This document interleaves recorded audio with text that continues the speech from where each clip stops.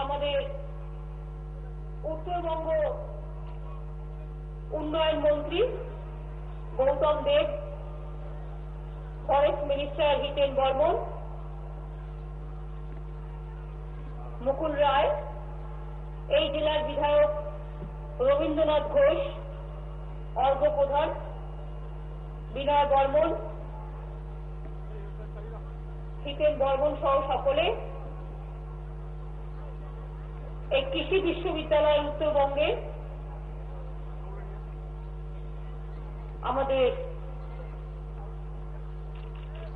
Vice chancellor অসীম বাবু, কলাকাটার MLA Anil অধিকারী উপস্থিত আছেন আমি দেখতে পাচ্ছি।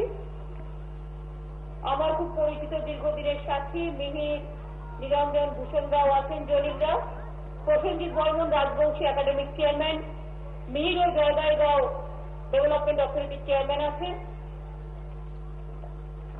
আমাদের রশ্মি আছে, মহিলা শিশু দপ্তরের প্রিন্সিপাল সেক্রেটারি, আরিজ আছে, ইউথ এবং কোঅপারেশনের ডিপার্টমেন্টের প্রিন্সিপাল সেক্রেটারি, সঞ্জয় খাডে আছে আমাদের ব্যাকওয়ার্ড কমিশনের ডিপার্টমেন্টের বিসিডব্লিউ ডিপার্টমেন্টের secretary principal secretary, mister Singh আছেন ডিভিশনাল কমিশনার উত্তরবঙ্গ। এছাড়াও এখানে এসডিও বিডিও থেকে শুরু করে এসপিআইসি আইটিডিজি থেকে শুরু করে ডিআইজি থেকে শুরু করে সকলে আছেন। আছে আমার ব্লক ডেভেলপমেন্ট অফিসাররা এবং এদিকে একটু দেখতে পাচ্ছে না, এবং আমার সমবেত অনেক অনেক কুচবিহার জেলার আমার সকল মামাটি মানুষ, আমার মা ভাই ও বোনেরা, প্রেস মিডিয়াও আছেন, আছেন সকলে, আমার ছাত্রছাত্রী বন্ধুরা আছেন। আমি আসার মুখে দেখছিলাম পুন্ডিবাড়ি স্কুলে, এটা কি গার্লস হাই স্কুল, মেয়েরা গার্লস হাই স্কুলের মেয়েরা পুরো লাইন দিয়ে দাঁড়িয়েছিল, খুব সুন্দর, আমারও তো খুব ভালো লেগেছে, একদম সবুজ প্রাণীর মতো সবুজ ড্রেস পরে দাঁড়িয়েছিল। আমি প্রথমেই একটা কথা বলি, পুন্ডিবাড়ি ওই গার্লস হাই স্কুলের মেয়েদের ডেভেলপমেন্টের জন্য আমি আমার রাজ্যসভার এমপিদের থেকে 10 লক্ষ টাকা ওদের জন্য অ্যানাউন্স করে গেলাম, কারণ আমার খুব ভালো লেগেছে ওরা দাঁড়িয়েছিল। যদিও আজকের এই অনুষ্ঠান থেকে আমরা অনেক স্কলারশিপ ছাত্রছাত্রীদের ঢেলে দেওয়ার চেষ্টা করেছি। এর আগেও আপনারা জানেন, আমি যখন কুচবিহার স্টেডিয়ামে সভা করেছিলাম তখন বলেছিলাম কুচবিহার যে স্টেডিয়ামটা আছে 50 লক্ষ টাকা দেওয়া হবে, এবং আমার জেলা শাসক ডিক্লেয়ার রেডিও করেছেন এবং টাকাটা অলরেডি চলে এসছে। সুতরাং কুচবিহার স্টেডিয়ামটাকে আমাদের এমপিদের থেকে আমি কিন্তু মুকুল রায়ের থেকে 50 লক্ষ টাকা আগেরবার ঘোষণা করে দিয়েছিলাম এবং তার প্রজেক্ট রেডি হয়ে গেছে এবং সেই টাকাটা ডিএম সাহেবের কাছে এসছেন। সুতরাং কুচবিহার স্টেডিয়ামটা ভালো স্টেডিয়াম তৈরি হয়ে যাবে। আজকে আপনারা জানেন উত্তরবঙ্গ কৃষি বিশ্ববিদ্যালয়ে প্রশাসনিক ভবন উদ্বোধন করা হল। উত্তরবঙ্গ কৃষি বিশ্ববিদ্যালয় খুব গুরুত্বপূর্ণ, কারণ কি জানেন, উত্তরবঙ্গ বিশ্ববিদ্যালয়ের ভাইস চ্যান্সেলর শুনলে খুশি হবে। কালকেই আমরা চিঠি পেয়েছি, পশ্চিমবঙ্গ কৃষিকার্যে সফল হওয়ার জন্য প্রোডাকশন এবং পাল পশ্চিমবঙ্গ এবার রাষ্ট্রপতি পুরস্কার পাচ্ছে, ন্যাশনাল অ্যাওয়ার্ড পাচ্ছে 11-12 জন্য। আমি খুশি। কৃষিকার্যে আমরা আরো অনেক উন্নতি করব। এই যে আজকে আপনারা দেখলেন পাওয়ার টিলার দেওয়া হচ্ছে, ট্র্যাক্টর দেওয়া হচ্ছে, কৃষিজ নানা রকম মশলা পেশাই যন্ত্র, ডাল ভাঙানো যন্ত্র, তৈল নিকর্ষণ যন্ত্র, বৈদ্যুতিক পাম্প চালাবার জন্য প্রথম কানেকশন নেওয়ার জন্য 8,000 টাকা করে কৃষকদের গভর্নমেন্ট দিচ্ছে। কিষাণ ক্রেডিট কার্ড গভর্নমেন্ট তৈরি করছে এবং কিষাণ ক্রেডিট কার্ড যাদের আছে তারা প্রত্যেকে ক্রপ ইন্স্যুরেন্স শস্য বীমা পাবেন। তার জমিতে যদি ফসল নষ্ট হয়ে যায় কারো কাছে ভিক্ষে চাইতে হবে না। কিষাণ ক্রেডিট কার্ড যাদের আছে তাদের শস্য বীমা করে দেওয়া হচ্ছে এবং সেই শস্য বীমার প্রিমিয়ামের টাকা আমাদের রাজ্য সরকার দিচ্ছে, কৃষকদের দিতে হচ্ছে না এর জন্য টাকা। তাহলে যদি কোনো রকম শস্য নষ্ট হয়ে যায় তার জন্য কৃষকরা সমস্ত ক্ষতিপূরণ পাবেন। কৃষকদের যাদের কিষাণ ক্রেডিট কার্ড পেলেন, যাদের ইতিমধ্যেই আছে, মনে রাখবেন প্রথম 50,000 টাকা পাবেন। এই টাকা সময় মতো শোধ করে দিলে ওই ইন্টারেস্টটা 7% থেকে কমে 3-4% চলে আসবে। তখন আপনি আবার 50,000 টাকা লোন নিতে পারবেন। এখন 50,000 পরে আবার শোধ করলে আবার নিতে পারবেন যত চান। এবং তা সত্ত্বেও আপনাদের কি করা হচ্ছে, কৃষিজ জিনিস যা দিয়ে আপনারা চাষ করেন সেই জিনিসগুলো কিনবেন, সেই টাকা গভর্নমেন্ট আলাদা দেবে।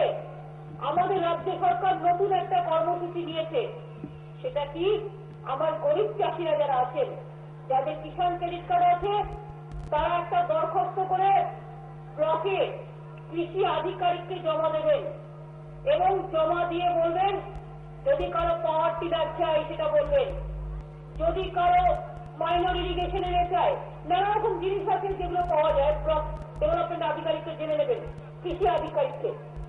এবং 10,000 থেকে 45,000 টাকার যে জিনিসগুলো কিনতে লাগে কৃষিকার্যের জন্য, সেগুলো আপনি ঠিক করবেন কোথা থেকে কিনবেন, কি জিনিস কিনবেন।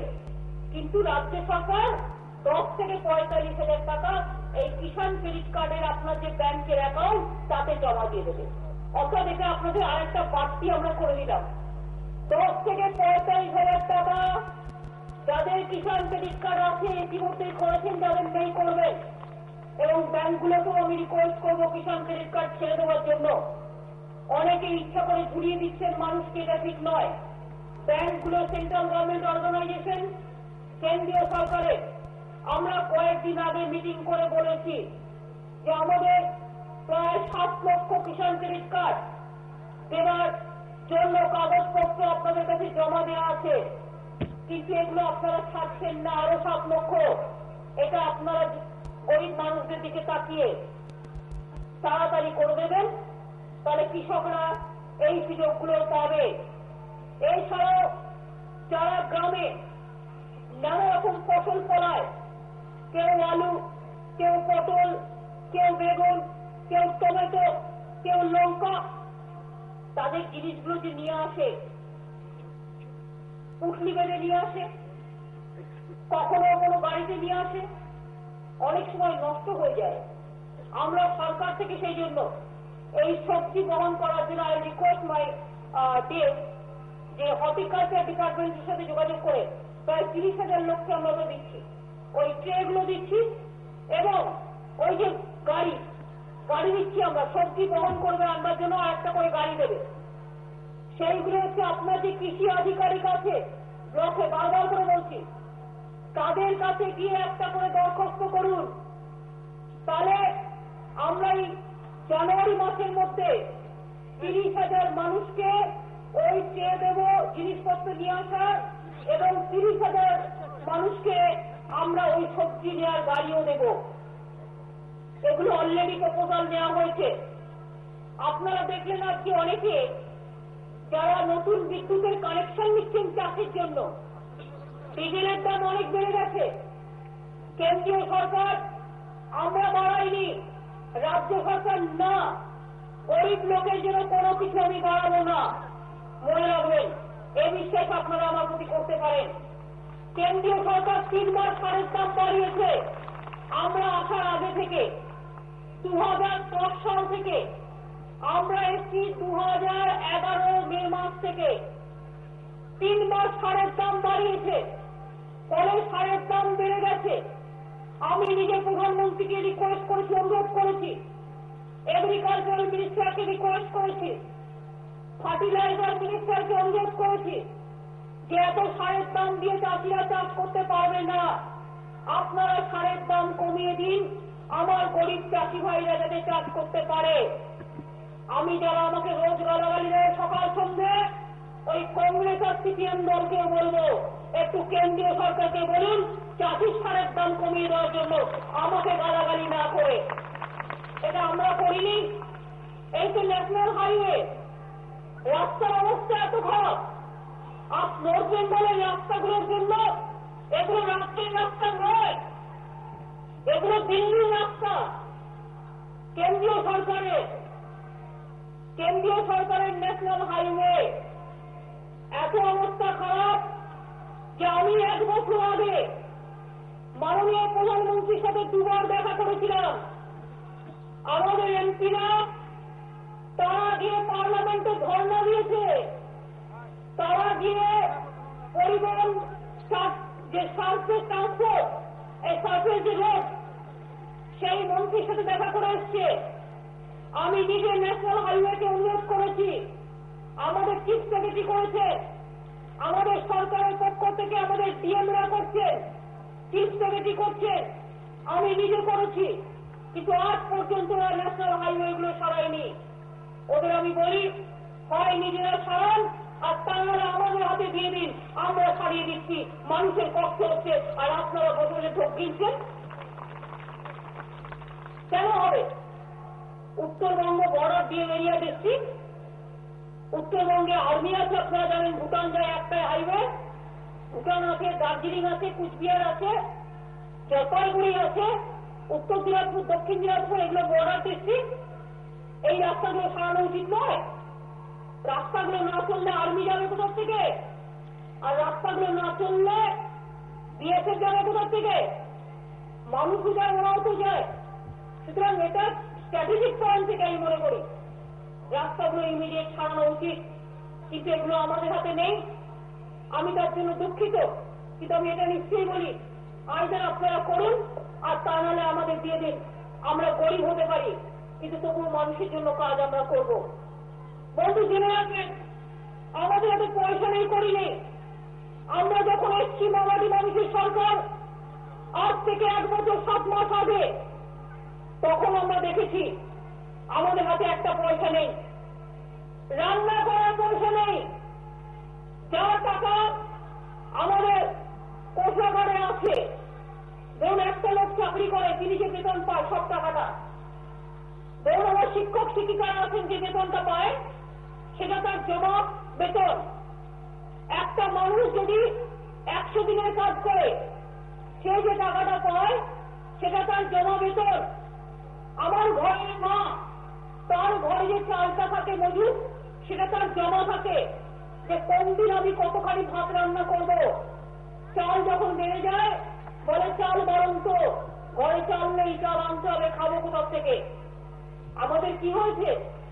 35 বছর বামফ্রন্ট সরকার, আমাদের আগের সরকার ক্ষমতায় থাকার সময় এত টাকা ধার করেছে যে সেই ধার করা টাকা দিয়ে আজকে সেই ধার করা টাকার যে সুদ হচ্ছে, অর্থাৎ ঋণ করে গেছে, কেনার দায়ে পশ্চিমবাংলার মানুষকে বিক্রি করে দিয়ে গেছে। আজকে আমাদের কি করতে হচ্ছে? ঘরে যেটুকু টাকা আছে ওই সিপিএমের দেনা করবার জন্য সেই টাকাটা কেন্দ্রীয় সরকার কেটে নিয়ে চলে যাচ্ছে। এইসব টাকা কাটে কি রিজার্ভ দেয়? এমনকি যদি আপনি বলেন, দেখো আজকে আমার ঘরে চাল নেই, তুমি আমাকে তোমার চালটা আমি 1 সপ্তাহ বাদে দেবো, কারোর কাছ থেকে ধার নিয়ে। মা বোনের অনেক সময় বলে পাড়ায়। এখন কি হচ্ছে? 1 তারিখ হচ্ছে আর আমাদের জিজ্ঞাসা করছে না রাজ্য সরকারকে যে কতটা দিতে পারবেন আর কতটা দিতে পারবেন না। এই 1 তারিখ হচ্ছে, রিজার্ভ ব্যাংক আমাদের যতটুকু টাকা পাচ্ছে ডাইরেক্ট কেটে নিয়ে চলে যাচ্ছে। এবার বলুন আমরা কোথায় পাবো টাকা? বড় বড় কথার ভাষণ দেওয়া দিচ্ছে, তাদের জিজ্ঞেস করুন। আপনাদের জন্য আমরা পদক্ষেপ করছি। আর যদি এই টাকাটা আমার থাকতো, আমার দিল্লির কাছে ভিক্ষে চাওয়ার দরকার নেই, মাথা মতো করার দরকার নেই, স্পেশাল প্যাকেজের দরকার নেই। যে টাকা রাজ্যে পশ্চিমবাংলার যে টাকা, সেই টাকা আপনারা সব কেটে নিয়ে চলে যাচ্ছেন। এই টাকা যদি আমার থাকতো, তাহলে কংগ্রেস আর সিপিএম আর বিজেপির বন্ধুরা জেনে রাখো, আমি 1 বছরে অন্তত 10 লক্ষ লোককে, 10 লক্ষ ছেলে মেয়েদের সরকারি চাকরিতে রিক্রুট করতে পারতাম। টাকা তো তোমাদের টাকা কেটে নিয়ে চলে যাচ্ছে। কই সেটাগুলো তো পাউডার দেখে রোজ বড় বড় ভাষণ দিচ্ছ, সিপিএম এর সময় কাটতে পারছিল, সিপিএম এর সময় টাকাটা দিলে কেন?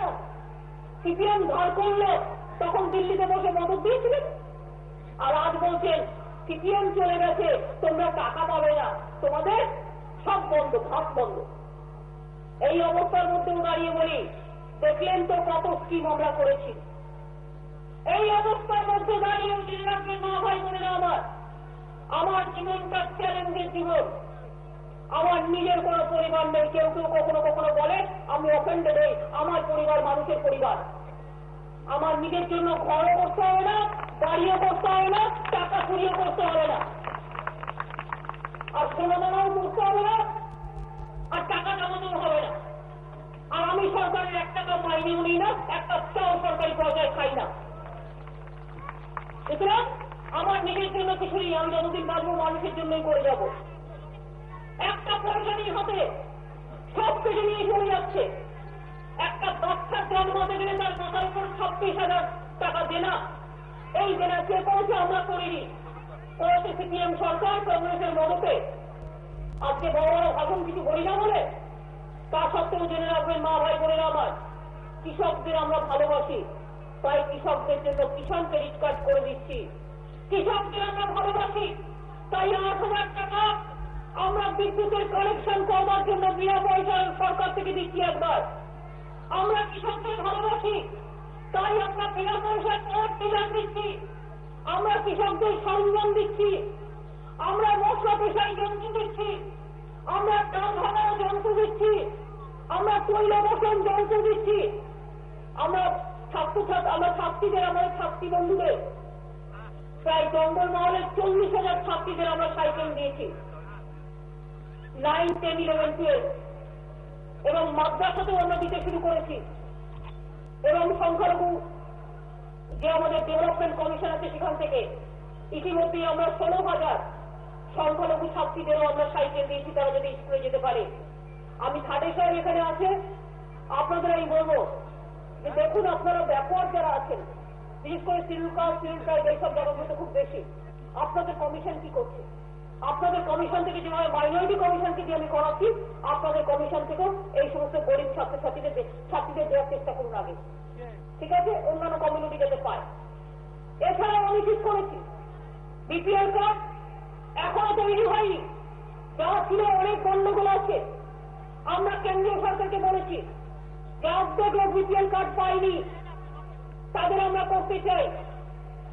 এটা বিপিএল কার্ড কেন্দ্রের আন্ডারে, দিল্লির আন্ডারে, তাদের আমরা বলেছি আমাদের করতে দেওয়া হোক।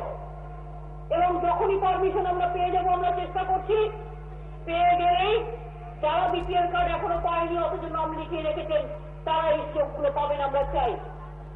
অনেক গরিব মানুষ আছে জানেন তো, schedule caste, schedule tribe, OBC, তাদের তবুও কতগুলো রিজার্ভেশন আছে এবং কাজে চাল পায়, ডাল পায়, কখনো কখনো কিছু সুযোগ সুবিধা পায়, একটু সুযোগ আছে, কিন্তু জেনারেল কাস্টের কিছু নেই। তাই আমরা ঠিক করেছি আমাদের গভর্নমেন্টের পক্ষ থেকে একটা ইকোনমিক ব্যাকওয়ার্ড ক্লাস, গরিব মানুষ, তাদের কোনো জাতপাত হয় না। যেমন আমার তপশিলি ভাই বোনেরা পাবে, সংখ্যালঘুরা পাবে, আদার ব্যাকওয়ার্ড ক্লাসটা পাবে, তেমনি আমার ইকোনমিক জেনারেল ক্লাসের ইকোনমিক ব্যাকওয়ার্ড গরিব, তাদের জন্য আমাদের সরকার, রাজ্য সরকার স্কিম তৈরি করার চেষ্টা করছে। আমার সংখ্যালঘু ভাই বোনদের জন্য আমরা প্রায় 47,000 বাড়ি তৈরি করে দিচ্ছি। আমাদের মৎস্যজীবীদের জন্য, তপশিলীদের জন্য, ওবিসিদের জন্য, কিছু জেনারেল কাস্ট বা গরিব লোকেদের জন্য ছিল না। আমি ইতিমধ্যে একটা স্কিম চালু করেছি, তার নাম হচ্ছে অধিকার স্কিম। স্কিমটার নাম হচ্ছে অধিকার।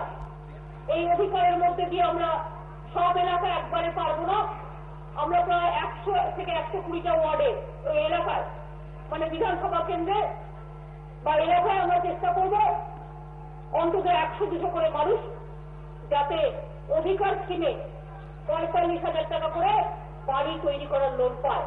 এটা আমরা অলরেডি কাজ শুরু করে দিয়েছি পঞ্চায়েত ডিপার্টমেন্ট থেকে।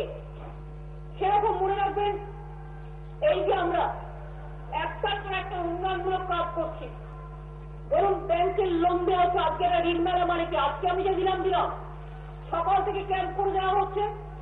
এছাড়াও আগামী কয়েকদিন ধরে কুচবিহারের সব ব্লকে ব্লকে যে ঋণগুলো আমি এখানে দিয়ে গেলাম, বাদ বাকি ঋণগুলো ডিএম সাহেব নিজে বিডিওদের নিয়ে এবং আমাদের মন্ত্রীরা যারা আছেন বা এমএলএরা আছেন তাদের দিয়ে দেবেন। আরো গ্রামে গঞ্জে যেগুলো বাকি আছে সেগুলো করে দেবে, কারণ একদিনে সব সম্ভব নয় বলে। মনে রাখবেন, আমরা চাই এই যে নিজে পায়ে দাঁড়ানোর লোন, সেলফ হেল্প গ্রুপের লোন, যারা স্বয়ং নির্ভর, যারা সেলফ হেল্প গ্রুপ আছে, কেউ সবলায় আছেন, কেউ আছেন আমাদের আনন্দধারায় আছেন, কেউ আছেন আমাদের সেলফ হেল্প কোঅপারেশনে আছেন। এদের আমরা কি করেছি, আগে 20 টাকা সাবসিডি পেত, আমাদের গভর্নমেন্ট 10 টাকা বাড়িয়ে দিয়েছে।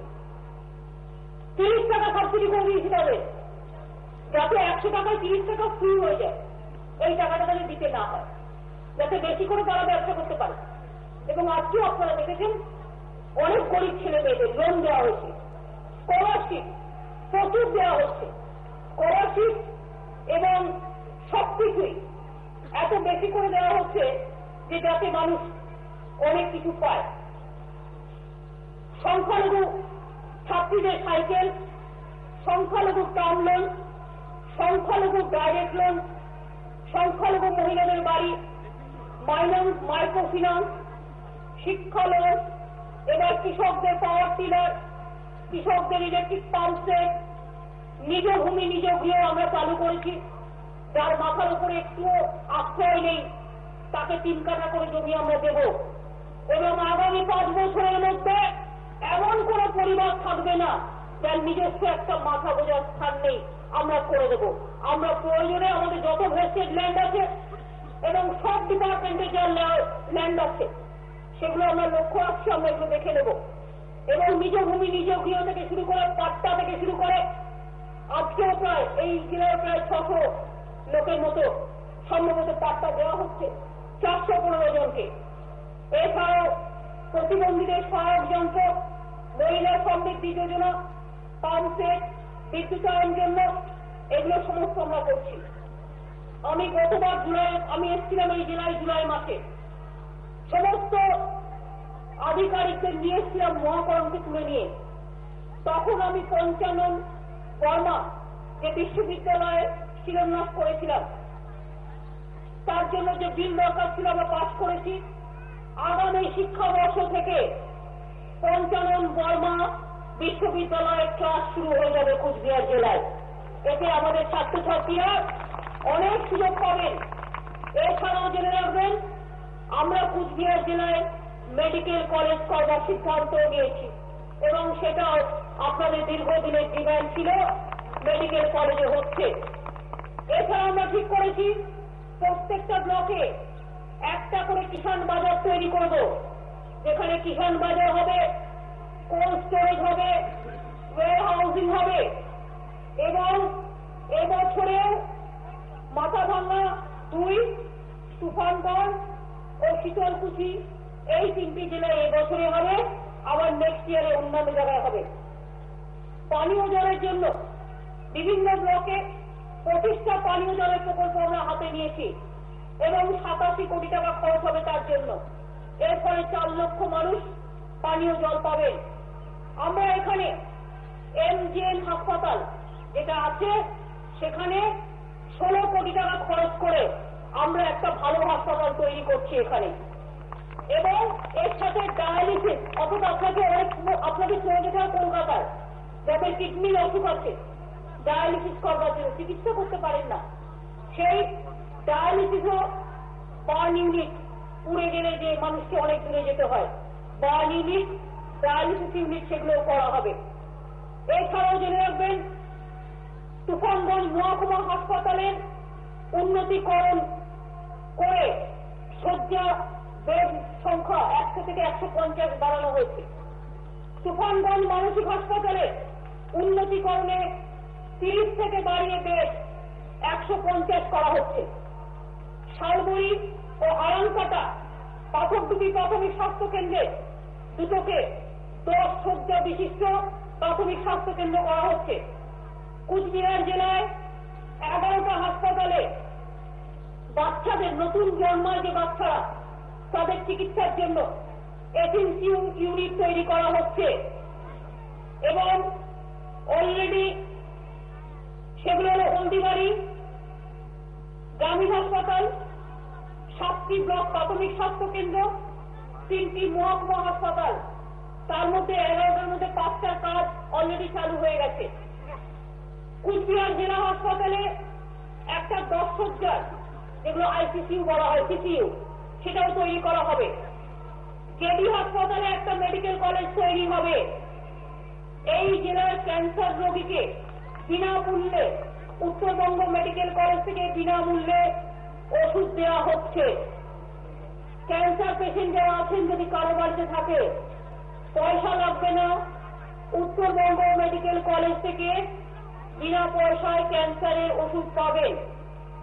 4টি ব্লক প্রাথমিক স্বাস্থ্য কেন্দ্রকে 25 লক্ষ টাকা করে এবং 4টি প্রাথমিক স্বাস্থ্য কেন্দ্রকে আরো 20 লক্ষ টাকা করে দেওয়া হয়েছে। তাছাড়াও জেনে রাখবেন, আমরা আমাদের সরকার, মানুষের ওষুধ কিনতে অনেক পয়সা লাগে, তাই আমরা ঠিক করেছি 35টা জায়গায় সব মেডিকেল কলেজে এবং জেলা হাসপাতালে আমরা ন্যায্য মূল্যে ওষুধের দোকান তৈরি করব। আর খুব ইন্টিরিয়ার অঞ্চলে কিছু সাব ডিভিশনেও হাসপাতালে করব। এটা হচ্ছে 6টা জায়গায় আমরা চালু করেছি ইতিমধ্যে। ধরুন একটা ওষুধের দাম বাইরে যদি হয় 5 টাকা, আমরা যে দোকানটা চালু করব আপনাদের জন্য, সরকার টাকা দেবে, সরকার ভর্তুকি দেবে এবং ন্যায্য মূল্যের ওষুধের দোকান সরকার করছে।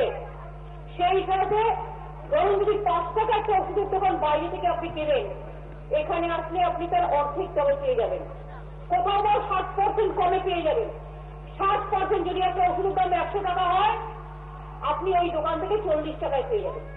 এই দোকানে আমরা সাধারণ মানুষের জন্য, বিশেষ করে যারা ওষুধ কিনতে কষ্ট হয়, গরিব মানুষদের জন্য রোগী কল্যাণ সমিতিগুলোর মাধ্যমে আমরা বিনা পয়সায় চিকিৎসা করি। কিন্তু তাছাড়াও যারা মধ্যবিত্ত মানুষ আছেন, সাধারণ মানুষ আছেন, ওষুধ কিনতে পারেন না, তাদের জন্য ন্যায্য মূল্যে আমাদের সরকার, মামাটি মানুষের সরকার, জনগণের সরকার 35টা জায়গায় আগামী কয়েক মাসের মধ্যেই এই ন্যায্য মূল্যের দোকান চালু করে দেবে। ইতিমধ্যেই 6টা আমরা চালু করে দিয়েছি। এর ফলে আপনারা ব্যান্ডেজ হোক, সে আপনার প্লাস্টার হোক, ইকুইপমেন্ট হোক, ওষুধ হোক, ইঞ্জেকশন হোক, সব আপনারা অনেক কম দামে পাবেন। এছাড়াও মনে রাখবেন যে আমরা সংখ্যালঘু প্রায় 23,300 ছাত্রছাত্রীকে আমরা দিয়েছি স্কলারশিপ। ট্রাইবাল ডিপার্টমেন্ট কত দিয়েছে দেখো, আপনি 44,000, 44,000 শিডিউল কাস্ট শিডিউল ট্রাইব ছেলে মেয়েদের আমরা স্কলারশিপ দিয়েছি। আমরা গত বছর এই জেলায় 6টা বিদ্যালয়কে উচ্চ বিদ্যালয় করেছিলাম, উন্নততর উচ্চ বিদ্যালয়। এবারে আরো 4টি করা হয়েছে। যদি আরো কোনো স্কুলের ডিমান্ড থাকে 10 থেকে 12 করবার জন্য আমাদের বলবেন, আমরা করে দেব। গত বছর 13টি প্রাথমিক বিদ্যালয় নতুন হয়েছিল, এবছর আরো 17টি প্রাথমিক নতুন বিদ্যালয় হবে। 310টি নতুন উচ্চ প্রাথমিক বিদ্যালয় করা হবে, যার মধ্যে বলেছিলাম আমি, যার মধ্যে 241টা এর মধ্যে হয়েও গেছে। 1272 জন প্রাথমিক শিক্ষকের ও 2396 জন মাধ্যমিক ও উচ্চ মাধ্যমিক স্তরের শিক্ষকের নিয়োগের প্রক্রিয়া চলছে। তুমি আছো না? প্রাথমিক তুমি আছো, চলছে, এগুলো দেখে নেবে যেন হয়ে যায় ঠিক মতো। ঠিক আছে, আমরা প্রত্যেকটা মহকুমায় একটা করে পলিটেকনিক কলেজ ও প্রত্যেকটি ব্লকে একটি করে আইআইটি তৈরি করব। তুফানগঞ্জে একটি নতুন পলিটেকনিক কলেজের কাজ নির্মাণ চলছে। মাথাভাঙাতে আরেকটি পলিটেকনিক কলেজ তৈরি করা হবে। দিনহাটায় 1 ও মেখলিগঞ্জ ব্লকে একটি করে আইআইটি তৈরির প্রক্রিয়া চলছে। এই জেলায় 10টা আইআইটি তৈরি করা হচ্ছে। পর্যটন, আমি জানি আপনাদের হয়তো বোর করে ফেলছি, কিন্তু অনেক আমরা কাজ নিয়েছি। আগে তো কুচবিহারে যে আসতো নেতারা, মিথ্যে কথা বলতো, শিরোন্যাস করে পালিয়ে যেত, শ্যাওলা জমে যেত। কিন্তু আপনারা জানেন আমাদের সরকার আসার পরে আমি 2বার এসে গেলাম কুচবিহার এর মধ্যেই, তাই তো? আর উত্তরবঙ্গে কমন এসেছি 10-12 হয়ে গেছে। সুতরাং এই কাজগুলো নেওয়া হচ্ছে, ঢেলে কাজ হচ্ছে এবং ঢেলে কাজ আরো হবে। কিছু তো বলছি, সব তো বলছি না। যে কথা বললে জানতে পারবেন সেই কথাই বলছি। ভিক্টর প্যালেসের উন্নয়নের জন্য ইতিমধ্যেই টাকা খরচ করা হয়েছে। রাজবাড়ি প্রাঙ্গণে বাচ্চাদের জন্য একটি চিলড্রেন পার্ক তৈরি করে দেওয়া হয়েছে। রাজবাড়িতে লাইট অ্যান্ড সাউন্ড করে দেবো, দেখবেন সব পুলিশরা দেখতে আসবে, যেমন দিল্লির লালকেল্লায় আছে এরকম। রাজবাড়িতে লাইট অ্যান্ড সাউন্ড করা হবে, রাজবাড়িতে একটি গোলাপ বাগান করা হবে, রাজবাড়ি পার্কে একটি মিউজিক্যাল ফাউন্টেন তৈরি করা হবে, যেটা কলকাতায় আমরা করেছি লেকের ওখানে, যে পুরো মিউজিক্যাল ফাউন্টেনের মধ্যে গান হচ্ছে আর পুরো লেজার অথবা লাইটের মধ্যে দিয়ে ওই সমস্ত ডান্সিং যে লাইট আলোকের ঝর্ণাধারা দেখানো হচ্ছে। একটা দেখবার খুব বড় জায়গা হবে। পুরসভায় প্রায় এখানে 6টা পুরসভায় 60 কোটি টাকা এবছর দেওয়া হয়েছে উন্নয়নের জন্য। কোচবিহার পুরসভায় 36 কোটি টাকা ব্যয়ে একটি পানীয় জলের প্রকল্প চলছে। 6টি পৌরসভায় 2836টি গরিব মানুষের বাড়ি তৈরি করার জন্য 30 কোটি টাকা দেওয়া হয়েছে এবং এখানে 500টি ক্ষুদ্র সেচ প্রকল্প উত্তরবঙ্গ সমবায় দপ্তরের মধ্যে দিয়ে নেওয়া হয়েছে। এছাড়াও কুচবিহার আমরা জানেন তো একটা ফ্লাইট চালু করেছিলাম, কিন্তু অসুবিধা কি হচ্ছে বলছে রানওয়েটা বাড়াতে হবে। রানওয়ে না বাড়ালে ফ্লাইটটা ঠিক নামতে উঠতে পারছে না। আমার কুচবিহার যারা চেম্বার অফ কমার্সও আছেন তারাও এটা বলেছেন, কিন্তু আমরা অলরেডি এটার জন্য 25 কোটি টাকার একটা প্রকল্প হাতে নিয়েছি। 25 কোটি টাকার একটা প্রকল্প হাতে নেওয়া হয়েছে কুচবিহার এয়ারপোর্টের জন্য। এই রানওয়েটা হয়ে গেলেই আপনাদের যে ফ্লাইট চলার ব্যবস্থাটা সেটা হয়ে যাবে এবং মাথা ভাঙাতে আরেকটা এয়ারটিও অফিস তৈরি করা হবে, যাতে কুচবিহারের মাথা ভাঙার লোকেদের কুচবিহারে আসতে না হয়। আমি আগেরবার আপনারা আমাকে বলেছিলেন সিঙ্গিবাড়ি নদীর ওপরে একটা আদাবাড়ি ঘাটে একটা ব্রিজ হবে, যার ফলে 100 কোটি টাকা দেওয়া হয়েছে। এইটা হয়ে গেলেই শিকার ও দীঘাটার মধ্যে 60 কিলোমিটার দূরত্ব কমবে। ইতিমধ্যে 100 কোটি টাকা কিন্তু দেওয়া হয়েছে এবং গৌতম দেব কোথায় গেল? গৌতম আচ্ছা আগে মিটিংটা গেছে, শুরু হয়ে গেছে। একটা ডিএম সাহেব বলছেন কম কম গান্ধী কাম, ওই ইয়াং ছেলে ডিএম সাহেব বলছে কাজ শুরু হয়েছে। শুরু হয়েছে, যারা ওই এলাকায় থাকেন বলেন কাজ শুরু হয়েছে, বলুন থ্যাংক ইউ। এছাড়াও পাপাইডাঙ্গা থেকে বেচামারি রাস্তার উন্নয়নে 6 কোটি টাকা, মানসী নদীর পা বানানোর জন্য 2 কোটি টাকা, বক্সিরহাট, ঘোষকডাঙ্গা, জেএনহাট, নিশিগঞ্জ কলেজের উন্নয়নের জন্য 1.5 কোটি টাকা। এছাড়াও বিভিন্ন রাস্তা উন্নয়ন ও ব্রিজের জন্য 6 কোটি টাকা দেওয়া হয়েছে। এতদিন বর্ষা ছিল, এই শীতকালে কাজগুলো হয়ে যাবে আশা করি। ডিএম সাহেব একটু দেখে নেবেন কেমন। এইরকম ধরনের আরো অনেক কাজ আছে।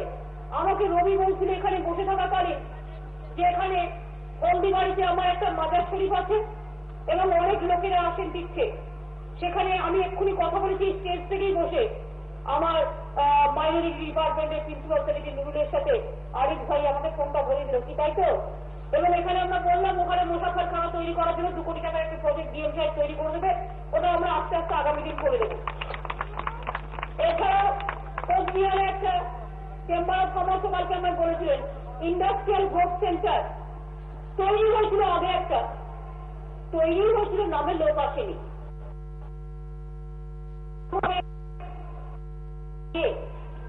এবং সেখানে তাই কুচবিহার ইন্ডাস্ট্রিয়াল গ্রোথ সেন্টারে আমরা একটা জুট পার্কও তৈরি করব। কারণ কুচবিহারের পাট শিল্পটা বড় শিল্প এবং কেন্দ্রীয় সরকার ইতিমধ্যে দিল্লির সরকার কংগ্রেসের আর এখন সিপিএম এর খুব বন্ধু, আমরা থাকাকালীন করতে পারিনি। আমরা 100 ভাগ জুটের ব্যবহার করতে বলতাম, করতো, এখন সব কেটে নিয়েছে। এখন প্রায় সম্ভবত 40 ভাগ বা 50 ভাগ কেটে নিয়েছে, কিন্তু আমরা প্রতিবাদ করেছি। আমরা জুট শিল্পকে অনেক বেশি ইম্পর্টেন্স দিতে চাই। কেন বলুন তো? জুটের কি শুধু ব্যাগই হয়? তুই মেয়েরা বলুন তো, আমরা জুটের কি শুধু ব্যাগ হয়? আর কিছু হয় জুটে? আর কিছু হতে পারে? আর কি হতে পারে জুটে?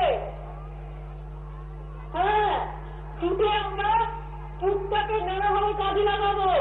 এর জন্য আমাদের একটা রিসার্চ সেন্টার তৈরি করবো এই কুচবিহারে, যাতে জুট থেকে মেয়েদের পরার শাড়ি তৈরি হয়, জুট থেকে চাদর তৈরি হয় এবং এই শাড়ি যদি আমরা তৈরি করতে পারি এই জুটের শাড়ি মনে রাখবেন ভাগলপুরি সিল্কের মতো।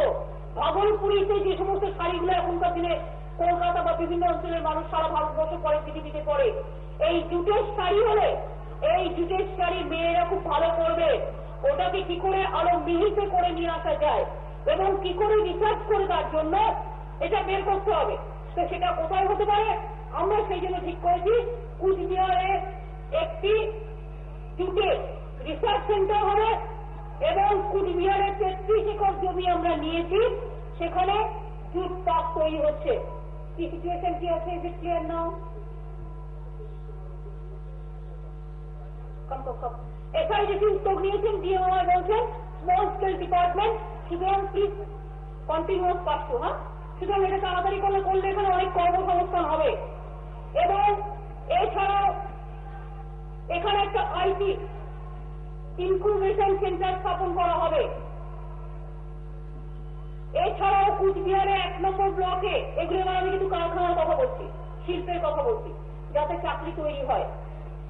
কুচবিহারে আইটি ইনকিউশন হবে, কুচবিহারে পাট শিল্পের ইন্ডাস্ট্রি হবে, কুচবিহারে রিসার্চ যে সেন্টার হচ্ছে শাড়ি, তারপর চাদর সহ বিভিন্ন জায়গায় যাতে জুটের ব্যবহার আমরা বেশি করতে পারি এবং এগুলোর বাজার পাওয়া যায়।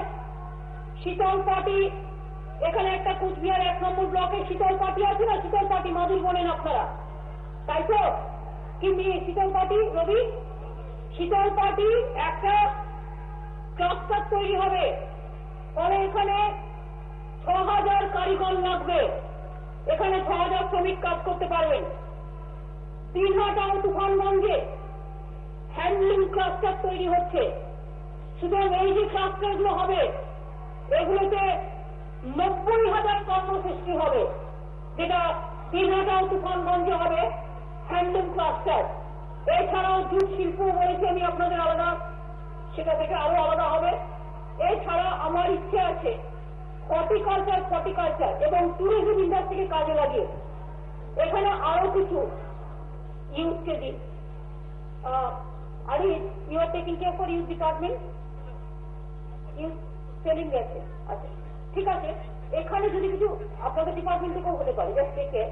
যদি আমরা কিছু মার্কেটিং সেক্টর, কিছু youth hostel, just communicative selling also, marketing centre, আমরা ট্যুরিজম, আমরা এই যে লোকজন আছে, আমরা একটা ট্যুরিজম স্পেশাল প্যাকেজ বানাচ্ছি কুচবিহারের জন্য আলাদা করে, এটা ট্যুরিজম ডিপার্টমেন্ট অলরেডি বানাচ্ছে। পরে কিন্তু উত্তরবঙ্গে যেমন দার্জিলিং আছে, জলপাইগুড়ি আছে, আপনারা দেখেছেন দার্জিলিং এ একটা লোকের মানে থাকবার জায়গা নিয়ে এমন অবস্থা হয়ে গেছে। ওখানে লামাহাট আর নতুন করে টুরিস্ট স্পট তৈরি হয়েছে এবং দার্জিলিং ডুয়ার্সেও আমরা কাজলডাঙ্গা থেকে শুরু করে বড় বড় টুরিস্ট স্পট তৈরি করছি তরাই ডুয়ার্সে। সেরকম কুচবিহারে হতে পারে। কুচবিহারের যে রাজবাড়ি থেকে শুরু করে কুচবিহারের যে অনেক হেরিটেজ জায়গা আছে, অনেক বিখ্যাত মন্দির আছে, এখানে অনেক কিছু আছে, সেগুলোকেও যদি আমরা একটা টোটাল প্যাকেজ করে টুরিজম ডিপার্টমেন্টকে দিয়ে দেওয়া হোক।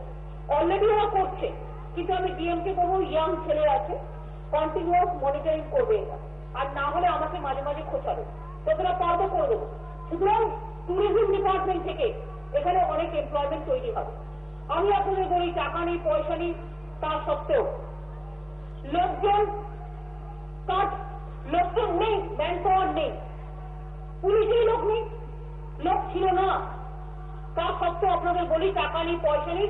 চাকরিটা হচ্ছে সরকারি চাকরি, যে টাকাটা নন প্ল্যানে খরচ হয়, টাকা ক্যাশ মানি। একজনকে চাকরি দিলে তার জন্য এত টাকা খরচা হয়, সেই টাকাটা গভর্নমেন্টে এখন নেই, কারণ সব টাকা সুদে নিয়ে যাচ্ছে, সব টাকা কেড়ে নিয়ে যাচ্ছে কেন্দ্রীয় সরকার।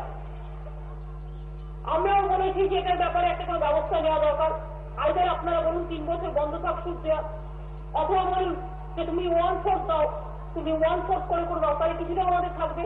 আমার সরকারের প্রাপ্য, এটা মানুষের টাকা, মানুষের প্রাপ্য, সেইটা যখন হবে আমি তো ঢেলে করবো। কিন্তু এখন না থাকা সত্ত্বেও এই 1.5 বছরের মধ্যে আমরা কিন্তু সরকারি চাকরিতে 2 লক্ষ চাকরি দেওয়ার ব্যবস্থা করেছি। আমি কখনো কখনো শুনি কংগ্রেস আর সিপিএম টিভি চ্যানেলে বসে, যারা আমাদের বিরুদ্ধে, আপনারা জানেন বাংলায় 3টে লাল চ্যানেল আছে, একটা সিপিএম এর আছে, 2টো একটা 24 ঘন্টার একটা আকাশ বাংলার পার্টির চ্যানেল, আর একটা লাল চ্যানেল আপনারা জানেন, নাম আর আমি বলে আর পপুলার করছি না, যারা সিপিএম যা বলে তাই করে, ওটা হচ্ছে কংগ্রেসের চ্যানেল, সিপিএম আর কংগ্রেসের চ্যানেল। তো এদের কাজ হচ্ছে সকাল থেকে বলে কোথায় চাকরি হচ্ছে সেটা কিছু কয়েকজন, যাদের মানুষের সাথে কোনো যোগাযোগই নেই, ওদের বলুন আমি চ্যালেঞ্জ করা হচ্ছে প্রাথমিক শিক্ষক এবং শিক্ষকের 1 লক্ষ চাকরি দেওয়া হচ্ছে কি হচ্ছে না। কমরেড, যদি না হয় তখন না হয় তাহলে বলে না, তারা আর যদি সত্যি কথা হয় তাহলে তুমি প্রমাণ কেটে চলে যাবে, আর ওখানে বসে মিথ্যে কথা বলবেন না। কাগজ গভর্নমেন্টের চাকরি নোটিফিকেশন হলে সেটা সরকারি দলিল হয়ে যায়। তোর আন্ডারস্ট্যান্ড দ্যাট? ভাই, এখানে আমি অনেক সময় দেখছিলাম ভিলেজ পুলিশের অনেক ভাইরা আমার দাঁড়িয়ে আছে। এদিকে আসুন নাকি সামনাসামনি ভিলেজ পুলিশে যারা অ্যাপয়েন্টেড হয়েছেন, কিছু আসুন তো। আমি জিজ্ঞেস করছিলাম এরা কারা, বললো ভিলেজ পুলিশ। পুলিশের 40,000-এর মতো অ্যাপয়েন্টমেন্ট হয়েছে কি হয়নি, কিছু প্রসেসও বাকি আছে, কিছু হয়ে গেছে অলরেডি। ভাই, ভিলেজ পুলিশে যারা নতুন অ্যাপয়েন্টেড হয়েছেন আসুন তো। ভাই, কেউ না কেউ তো হয়েছে। আমি নয়, আমার পাশের পাড়ার হয়েছে, পাশের পাড়ার না পাশের বাড়ি হয়েছে। ওই আপনারা যারা ভিলেজ পুলিশে আছেন আসুন তো। হয়েছে কি হয়নি, নতুন অ্যাপয়েন্টেড তো এটা আমি আজকে করিনি, এটা পুলিশের প্রসেস হয়েছে, জানতে পারি হয়েছে কি হয়নি। এটা নতুন অ্যাপয়েন্টমেন্ট হয়েছে, প্রত্যেকে ভিলেজের পুলিশের এসব। সুতরাং পুলিশ থেকে শুরু করে এরকম অনেক আছে। আমি যদি কৃষ্ণনগরে গিয়েছিলাম, ওখানে দেখলাম। হ্যাঁ, ঠিক আছে, দরকার নেই, দশ টাকা আপনারা চলে যান। ব্যাস, থ্যাংক ইউ, থ্যাংক ইউ। এগুলো প্রথমে ছিল যে স্যাটারডে সানডেরা কাজ করবে, আমি বলছি স্যাটারডে সানডেও করবে, মানে যাতে ওদের পার্মানেন্ট হতে পরে কোনো অসুবিধা না হয়। আমরা চেষ্টা করবো। হোমগার্ড, কনস্টেবল, ভিলেজ পুলিশ নেওয়া হয়নি। কি বলছেন, ডক্টর মহলে তো 15,000 নেওয়া হয়েছে। বুঝুন, মিথ্যে কথা বলে যাচ্ছে। আমি ডাক্তার, নার্স প্রায় 2,500 থেকে 3,000 নেওয়া হয়েছে। ডাক্তার ছিল না হাসপাতালে, নার্স নেই। আমি কি ম্যাজিশিয়ান নাকি যে আকাশ থেকে 4 ভোট দিয়ে দেবে? না গুপি গাড়ি টাকা ভাই, নার্স দাও আকাশ থেকে পড়ে গেল, ডাক্তার দাও আকাশ থেকে পড়ে গেল।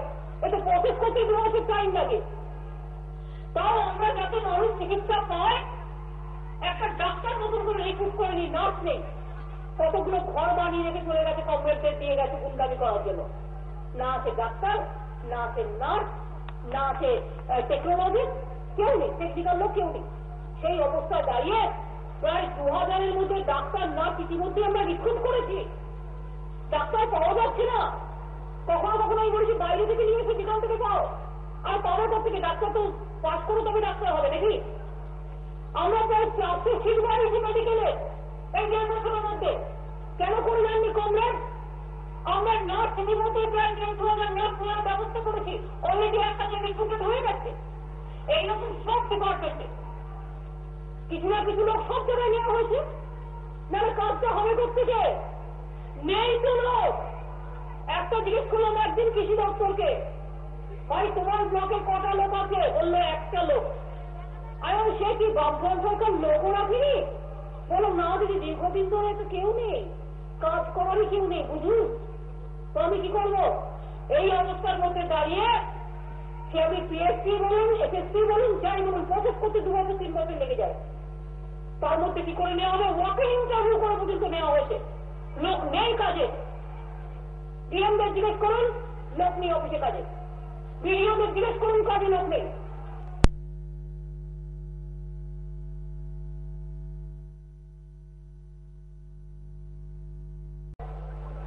সকালে বেরোলে রাতে আসে না, এরকমই বলে দেবে। বাচ্চাদের জিজ্ঞেস করুন, বাবা টাইম দেয় পড়াশোনার জন্য? বলবেন না। বাচ্চাদের জিজ্ঞেস করুন, তোমাদের নাম রেখেছে কি? তোমার বাবা মা গর্ব করে? আমি যেমন বলি আমার নামটা আমার পছন্দ হয়, বাবা মা রেখেছে। কিন্তু কি করবো, নাম তো আর আমরা নিজেরা দিই না, নামও দিই না, জন্মদিনও দিই না, বাবা মা দেয়। কাউকে কাউকে জিজ্ঞেস করবো তোমাদের বাচ্চাদের নাম কি? বলবে কেউ বলে আমার নাম কবির, কেউ বলে কুলুরি, কেউ বলে টুকরি, এইসব নাম আবার।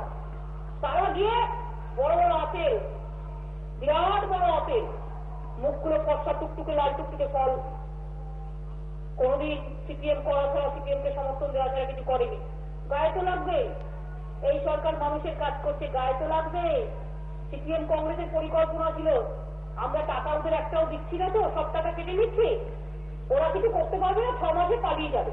ওরা দেখে নিয়েছে 6 মাসে কেন 60 বছরেও কিছু করতে পারবে না, মানুষের সরকার চলবে। আমি কি ব্যাপারে বলবো না, মানুষের সরকার চলবে। মানুষ দেখেছে গ্রামে গঞ্জে যে অত্যাচার, মাটি খুললেই মরার খুলি আর বুক খুললেই বন্দুকের গুলি, মাটি খুললেই মরার খুলি আর বুক খুললেই বন্দুকের গুলি, অত্যাচারের পরে অত্যাচার, সন্ত্রাস, আর রোজ মিথ্যে কথা উৎসাহ দিয়ে বেড়াচ্ছে। আমি তো চাই না আমার মা বোনের উপর কোনো জায়গায় কোনো অত্যাচার হোক। আমি একটা মা বোনের উপর কোনো অত্যাচার হলে সঙ্গে সঙ্গে স্ট্রংলি ব্যবস্থা নিতে বলি, যেই হোক। আমি এই টাইপের লোক। আর আমাদের সরকার, এমনই সরকার আপনাদের বলি, যে সরকার কোথাও কোনো ঘটনা ঘটলে দিল্লিতে শুধু নয়, বাংলায় জেনে রাখবে, সারা ভারতবর্ষে আমাদের সরকার নাম্বার 1 অ্যাকশন নেবার ক্ষেত্রে। এটা আপনাদের আমি বলে যাই। এবং জেনে রাখবেন, আমি মনে করি কেন্দ্রীয় সরকারের আরো কিছু আইন স্ট্রং করা উচিত। অ্যাক্সিডেন্টে অনেক লোক মারা যায়, আইনটা কি? ওখানকার আইন, ট্রাফিক আইন, এই আইনগুলোকে চেঞ্জ করতে হবে। মেয়েদের ব্যাপারে আমি নিজে অনেকগুলো আইন চেঞ্জ করেছিলাম আইপিসি অ্যামেন্ডমেন্ট করে, হোম কনসালটেটিভ কমিটিতে থাকাকালীন। মানবাধিকার ধর্ণা দিয়েছিলাম, লক আপ ডেতে মারা গেলে তাকে কম্পেনসেশন দিতে হবে, আমি করেছিলাম। সুতরাং অনেক আইন দীর্ঘদিনের পুনর্জন কিছু বিল আপনারা দেখেছেন, জমি বিল সব দখল করে নাও। আমরা আমাদের নতুন জমি নীতি করেছি, আমরা গরিব মানুষের জমি দখল করতে দেব না। সেই জন্য জেনে রাখবেন, আমি চাই আমার ছেলে আমাদের ছেলেমেয়েরা ভালো করে পড়াশোনা করুক। একটু টাকা জোগাড় করতে পারলেই আমি আপনাদের কথা দিচ্ছি, আপনাদের ছেলে মেয়েদের বাইরে গিয়ে চোরের কাজ বা ইট চোরার কাজ করতে হবে না। এইখানেই তৈরি হবে, এইখানেই তৈরি হবে। লোক নিয়ে আসতে হবে। ইতিমধ্যে আমরা 4 মাসটা তৈরি করার ব্যবস্থা করেছি, মেডিকেল কলেজ করার ব্যবস্থা করেছি, সুপার ফেসিলিটি হসপিটাল করার ব্যবস্থা করেছি, ব্লকে ব্লকে পলিটেকনিক কলেজ হচ্ছে, আপনার ITI হচ্ছে, পলিটেকনিক কলেজ হচ্ছে সব ডিভিশনে। আমরা অনেকগুলো কাজ করছি, আমরা করব। এবং 35 বছর যা হয়নি, 1 বছরে হয়ে যাবে ভাবা ভুল। 35 বছরে ওরা করেনি। আমি 10 বছর সময় পেলে বাংলাকে স্বর্ণ জলে, স্বর্ণালী বাংলায় পরিণত করে দিয়ে যাবো। এটা মাথায় রাখবেন। আমি জানি যখন মেলেছিলাম তৈরি, বলুন না কুচবিহারের মানুষ, শিলিগুড়ি থেকে কুচবিহার ট্রেন, ময়নাগুড়ি ঝটিকুমা থেকে শুরু করে ক্যামেরাবন্ধা মালবাজার হচ্ছে, কত ট্রেন নিয়েছি। কাঞ্চনকন্যা, কাঞ্চনজঙ্ঘা, উত্তরবঙ্গ, শতাব্দী, পলিটিক্স বলতে গেলে তো যুদ্ধ করতে হয়। অনেক দিয়েছি, ভর্তি করে দিয়েছি। ঝটিকুমা, ময়নাগুড়ি ওটা চালু হয়ে গেলে অনেকগুলো লাইন আপনারা কাজ পেয়ে যাবেন। সমস্ত রেডি হয়ে আছে, একটু কাজ বাকি আছে। সুতরাং তখন তো আমরা বাংলায় ক্ষমতা করেছিলাম না, কিন্তু আমি করে গেছি। ওই তো 1 লাখি বালুরঘাট করেছিল 10 বছর করনি। উত্তরবঙ্গে 1 লাখি বালুরঘাট 10 বছর করেছিল, তোমরা করনি। দীঘা তমলুক করেছিল, করনি। হাওড়া মুন্সিরঘাট বড়বাজার করেছিল, করনি। লক্ষ্মীকান্তপুর নাম করা এখন লোক চলে যাচ্ছে ট্রেনে করে সাগরে, করনি। প্রত্যেকটা আমি করে দিয়ে গেছি এবং আগামী দিন আরো অনেক বেশি বেশি করে করবো। রেলমন্ত্রী থাকাকালীন আমি 2-3 বার এসেছি কুচবিহারে। আমি শিলিগুড়ি থেকে শুরু করে, নিউ জলপাইগুড়ি থেকে শুরু করে, দার্জিলিং থেকে শুরু করে, বালুরঘাট থেকে শুরু করে, ইটাহার থেকে শুরু করে, রায়গঞ্জ, ইসলামপুর থেকে শুরু করে, ডালকুয়া থেকে শুরু করে আমি অনেকবার এসছি, আমি আবার আসবো। আমি জানি কি করে কাজ করতে হয়। শিল্প, বাংলায় লোকের অভাব থাকবে, শিল্পের কর্মী নেওয়ার এত শিল্প হবে বাংলায়। বাইরে আপনাদের যাওয়ার প্রয়োজন নেই। বাংলায় আমি নিজে রেলে প্রায় অলরেডি তো 7-8টা তৈরি হয়ে গেছে। আমি রেলের 16টা কোম্পানি, 16টা কারখানা তৈরি করার প্রজেক্ট নিয়েছিলাম, সম্ভবত 15-16টা। তার মধ্যে 7-8টা হয়ে গেছে, আরো বাকি আছে 2-3টে চলছে কাজ। পাওয়ার প্রজেক্ট হচ্ছে বাংলায়, পাওয়ার সেক্টরে 4-5টা পাওয়ার প্রজেক্ট হচ্ছে। একটা আগ্রায় হচ্ছে, 2টো আগ্রায় হচ্ছে, NHPC NTPC করছে, রঘুনাথপুরে পাওয়ার প্রজেক্ট হচ্ছে, কাটোয়ায় হচ্ছে, আলিপুরদুয়ারে হচ্ছে, আলিপুরদুয়ারটাও করে দিয়েছি ক্লিয়ার করে। সুতরাং বাংলায় সেলের 2য় বৃহত্তম ইন্ডাস্ট্রি বাংলায় হচ্ছে। মনে রাখবেন, উত্তরবঙ্গের মানুষ নিশ্চয়ই কলকাতায় গিয়ে কাজ করতে পারে, উত্তরবঙ্গের মানুষ নিশ্চয়ই আলিপুরদুয়ারে গিয়ে কাজ করতে পারে, কুচবিহারের মানুষ নিশ্চয়ই দুর্গাপুরে গিয়ে কাজ করতে পারে, আমার দুর্গাপুরের মানুষ আবার কুচবিহারে নিশ্চয়ই অতিথি হতে পেতে পারে। আমরা তো সবাই আমাদের রাজ্য। সেই জন্যই এত পলিটেকনিক করা হচ্ছে, ITI করা হচ্ছে, ছেলেমেয়েরা ভালো করে শিক্ষা নিন। আর ঘরে যারা থাকেন যে রাত এসে চুলো বাঁধে, আমি আমার ভাই বোনদের বলবো হতাশ হবেন না। চাকরির চেষ্টা করলেন, হয়তো এবারে পেলেন না, ফের যখন ইন্টারভিউ দেওয়া হবে আবার অ্যাপ্লাই করবেন। বয়স তো বাড়িয়ে দেওয়া হয়েছে। আমাদের সরকার চাকরির বয়স, জেনে রাখুন, আমাদের সরকার চাকরির বয়স, চাকরিকে দরখাস্ত করার বয়স 32 থেকে বাড়িয়ে সাধারণ ক্যাটাগরির জন্য 40 বছর করেছে। জানেন সবাই এটা?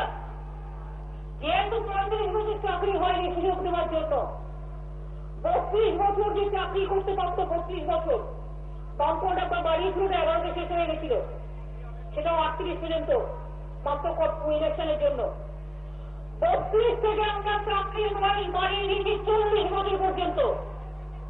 আর যারা তপশিলি তাদের জন্য 45 বছর, এবং যারা ফিজিক্যালি হ্যান্ডিক্যাপ এবং ওবিসি তাদের জন্য 43 বছর। কেন বাড়িয়েছি? বাড়িয়েছি একটাই কারণে, যাতে তারা সুযোগ পায়। সুযোগটা তৈরি করতে একটু সময় লাগে। আপনারা জানেন আমরা ওবিসি রিজার্ভেশন করে দিচ্ছি, যারা সংখ্যালঘু ভাই বোনেরা আছেন। আমার ওবিসি রিজার্ভেশনের মধ্যে 51টা সংখ্যালঘু সম্প্রদায়কে ঢোকানো হয়েছে। ফলে আপনারা এখন থেকে প্রায় 12-13% পর্যন্ত রিজার্ভেশন পেয়ে যাবেন এখানে। সংখ্যালঘু রিজার্ভেশন না করেও বুদ্ধি করে আমরা করে দিয়েছি। সিপিএম করতে পারেনি, বিলটা গভর্নরের স্বাক্ষর হয়নি, আর ভুল বিল করেছিল সবাইকে বাদ দিয়ে। আমরা সবাইকে ঢুকিয়ে নতুন বিল করেছি। তারপরে মহিলা, এই যে পঞ্চায়েত ইলেকশন আসছে, আমার গ্রামের মা বোনেরা, গ্রামের মা বোনেরা শুধু রান্না করবে না, যে রাধেছে চুলো বাঁধে। বিবেকানন্দ বলেছিলেন, না জাগিলে ভারত লড়ো না, এই ভারত জাগে না, জাগে না। বিদ্রোহী কবি নজরুল ইসলাম বলেছিলেন, সাম্যের গান গাহি, আমার চক্ষে পুরুষ রমণী কোনো ভেদাভেদ নাহি।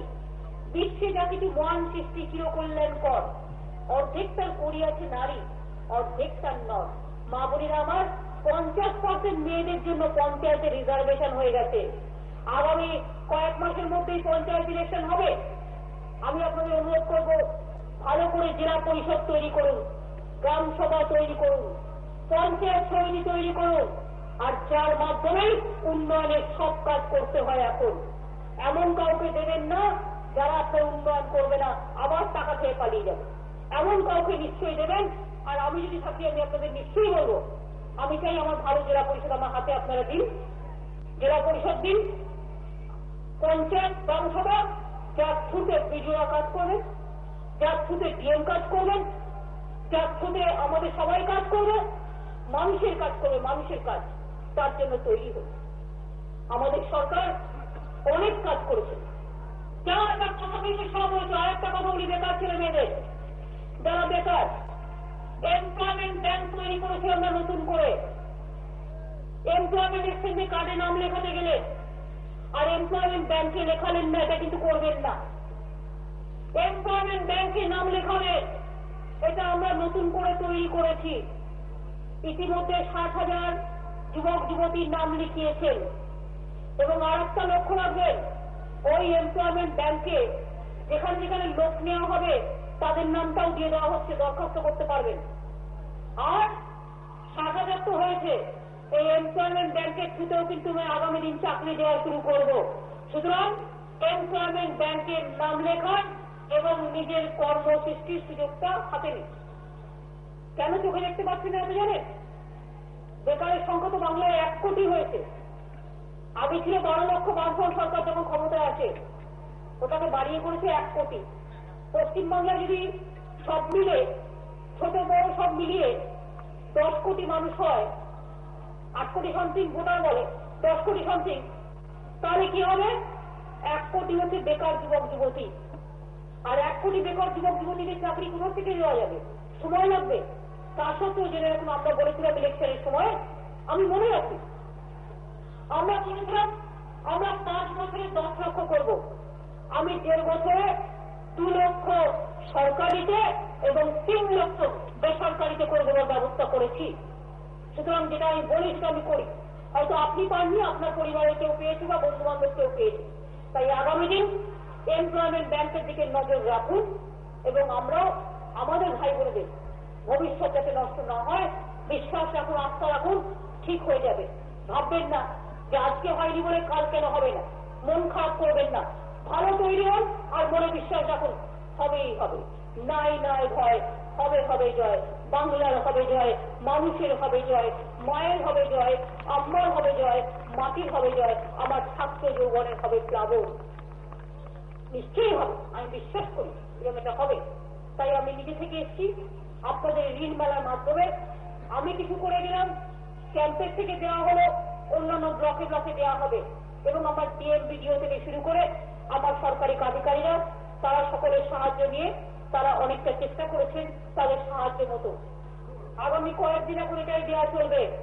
একদিকে ভাওয়ালি উৎসব হবে, অন্যদিকে গান হবে। আমার যে ভাইটি গান গাইলেন সত্যেন বলে, আমি শুনেছি ভাওয়ালি উৎসবে সে আগেরবার প্রথম হয়েছিল। সনাতন রবি আমায় বলছিল খুব ভালো গান গাইছিলেন। ভাওয়ালি গানও শুনবেন, উৎসবও শুনবেন, পিঠে পালও খাবেন, আবার ধর্মকর্মও করবেন। আর মনে রাখবেন যারা সবসময় মানুষের পাশে থাকে তাদের সাথে চলবেন, বিশ্বাস রাখবেন, আস্থা রাখবেন, ভরসা রাখবেন। জয় মানুষের হয়ে বিশ্বাস করি। টিচাররা যারা আছেন আপনারা 1 তারিখে মাইনে পাচ্ছেন তো? তা আগে তো পাওয়া যেত না, তা আমাদের সরকার সেগুলো করেছে। এই তো আমাদের কৃষি বিশ্ববিদ্যালয়ের ভাইস চ্যান্সেলর আছেন, তিনি উদ্যোগ নিয়ে নতুন করে কাজ করছেন। আমরা খুব খুশি, আমাদেরকে কৃতজ্ঞতা জানাই আজকে তার কাজটাও আমরা এখান থেকে করতে পারলাম বলে। শুধু আপনারা সকলে ভালো থাকুন, ভালো চিন্তা করলে, ভালো ভাবলে, ভালো থাকলে মনে রাখবেন ভালো কাজের কোনো অভাব হয় না। খারাপ চিন্তা করলে সে অন্ধকারে তলিয়ে যায়, আর ভালো চিন্তা করলে সে ঈশ্বরের কাছাকাছি পৌঁছে যায়, আল্লাহর কাছাকাছি পৌঁছে যায়। ভালো থাকুন, সুস্থ থাকুন, সুন্দর থাকুন, তবেই তো বাংলা মা হাসবে। বাংলা মাটি, বাংলার জল, বাংলার বায়ু, বাংলার ফল, পূর্ণ হোক সে ভগবান। আমি আবার আসবো, অন্যান্য যে ইন্ডাস্ট্রি ব্যাপারগুলো বললাম ওগুলো রেডি করে নিয়ে আবার আসবো। আমি অন্তত বছরে 2 বার করে কুচবিহার ঘুরে যাওয়ার চেষ্টা করব। আমি জুলাইয়ে এসেছিলাম, আবার ডিসেম্বরে এলাম, আমরা টার্গেট করে নিয়ে করি, কারণ আমরা গেলে প্রোগ্রামগুলো হয়ে যায়, কাজগুলো হয়ে যায়। সেজন্য আবার দেখা হবে। নতুন বছর আসছে, আপনাদের সকলকে মেরি ক্রিসমাস জানাই এবং নতুন বছর আসছে, খুব ভালো থাকুন।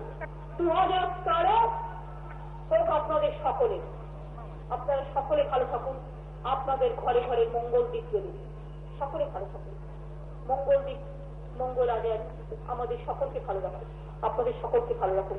মা ভাই বোনের আমার, মায়েদের আমার শ্রদ্ধা জানিয়ে, বয়োজ্যেষ্ঠদের প্রণাম জানিয়ে, আমার ভাই বোনেদের অভিনন্দন জানিয়ে আমি আপনাদের সকলকে আবার অনেক অনেক অভিনন্দন জানিয়ে আমি অনেকক্ষণ বকেছি আছি, একটু বেশি ভাষণ দিয়েছি। এটা আমার ভাষণ নয়, জাস্ট ইনফরমেশন গুলো দিয়েছি, কারণ কখনো কখনো ইনফরমেশন গুলো দিতে হয় তো, তাই আপনাদের দিয়েছি। আপনাদের আতিথেয়তায়, আপনাদের ভালোবাসায়, আপনাদের শুভেচ্ছায় আমি মুগ্ধ। আমি আপনাদের আবার বলি, আমার মাথা নত করে দাও হে তোমার চরণ ধুলার তলে, সকল অহংকারই আমার ডুবাও চোখের জলে। আমার মামাটি মানুষ ভালো থাকুক, আপনাদের জানাই অনেক অনেক প্রণাম এবং সালাম। ভালো থাকুন মা ভাই বোনেরা আমার, জয় হিন্দ, খোদা হাফেজ।